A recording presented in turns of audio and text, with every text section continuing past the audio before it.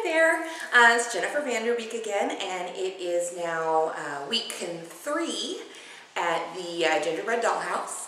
And so last weekend we had worked on the plumbing. So we fixed a pipe underneath the house, and I say we, Todd. And then Todd also repaired the stems of the two bathroom faucets and the one kitchen faucet so that they wouldn't drip. And, you know, all of that worked. Yay! Problem is that the pipe under the house is fine. The kitchen sink is fine. The bathroom sinks, they went from dripping or trickling constantly to not putting really any water out at all, which was sort of the opposite of the problem we had before. So instead of being 2 thumbs up, we're sort of half and half. But anyway, so tonight, the first of our, usually we spend Friday and Saturday night up here at the house. Tonight we're going to work on, I say we again, there's some dripping spigots in the laundry room that are just easy to replace, Todd says, and that'll save some wear and tear later. And then the hot water heater, which Todd also spent about an hour replacing the thermocouple so that the pilot light would actually ignite and, start heating some water. It worked, but it didn't stay on. So we think that the problem is a small clog in the gas line. Just a little tiny nozzle that's feeding the actual, heating element there. So we're gonna be taking that apart again. Again, I say we, it's Todd.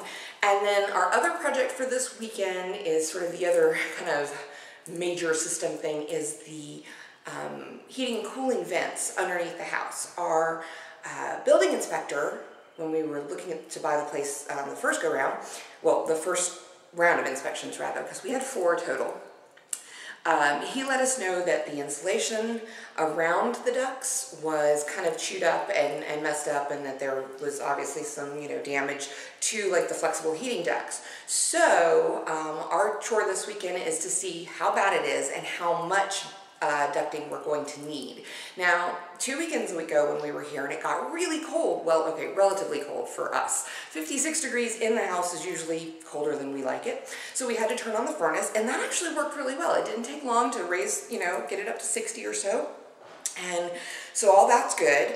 Last weekend when we were here and it was hot, because, this is the South and the weather changes quite drastically quite a bit, the AC was slightly less effective. But, we could still feel it through the vents. So the whole point is we're going to try and see what we can do to prevent us trying to air condition the entire of South Georgia. So that's what we're on to. Let's see how we do. Okay, so while I was running my mouth in the hallway, Todd had already actually switched out the taps. It went that quick. So now we've turned the water back on, and they're not dripping. But now it's time to turn them on and see what happens. And the big test. Ah! It works. Yeah, it works. That's a lot of water pressure. Well, that's good. Well, yeah, if it works, if it's that much water pressure in the other room. Ah! All right, so it works and they're not dripping. Oh, there's one drip, but I mean, well, that's just regular. That's nothing. All right, we'll call that a success so far. Okay, well, it's been a slightly disappointing day here at the house. We haven't gotten quite as much done as we'd intended, and it's about midday, which is usually when we stop, but we might be out here a little bit longer.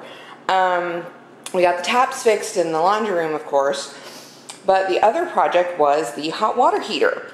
Unfortunately, each time we tried to turn it on, we'd smell gas, and Todd was troubleshooting the source of the leak, and it's basically come down to one of these connections down here, this last one in fact, that has a nut that has to be tightened just so, and it's also like the worst one to try and get to.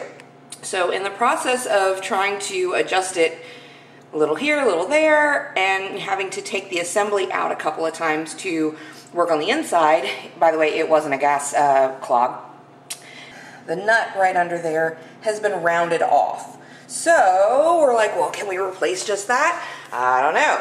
And so Todd, looking on the Lowe's site, found that the entire assembly there, that whole bit that we kept having to pull out and put back, including those pipes, or hoses, including the one that's been stripped, all of that is available for a whopping 35 bucks at Lowe's. And supposedly they have it in stock, so that's what he's gone off to try and procure, so that hopefully we will have hot water at some point.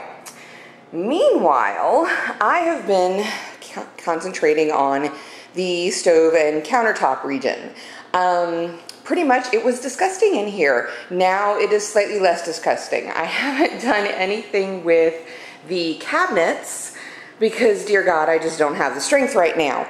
But I did get the stovetop cleaned.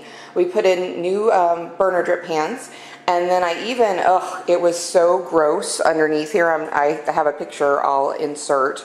But it was just like, I don't know what I ended up asking Todd if he had a scraper, and he did. He had this like 1.5 inch putty knife or scraper or whatever. And I have now co-opted it for cleaning use, because not only did I need to scrape underneath this stovetop area to just get all the grime out because it was killing my magic erasers, I ended up having to scrape the, oops, just left some there. I ended up having to scrape the backsplash because there were stains there that just weren't coming off.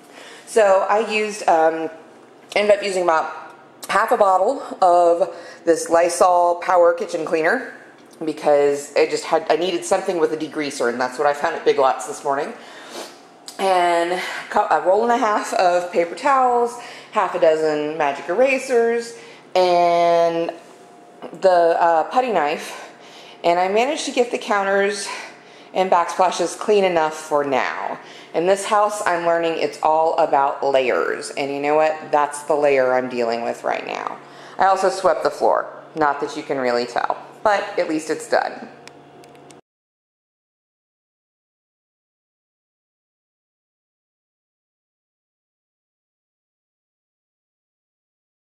Okay, now this is a hole in the insulation here, but but it's still the rigid under there. That's Yep. So you're pretty confident that the ductwork is actually in good shape. It just needs better insulation. I mean, where I first came in, it looked a little rusty because it's probably been uncovered for so long, and it's right by the edge there. So maybe just a few elbows or one section of pipe and a elbow might be enough. But yeah, everything else that I've seen so far looks promising. So the building inspector, or the builder's inspector, or buyer's inspector rather, was just maybe assuming that it was torn up because the insulation was torn up? I think, yeah. Okay. The pipe itself looks in decent shape. All right.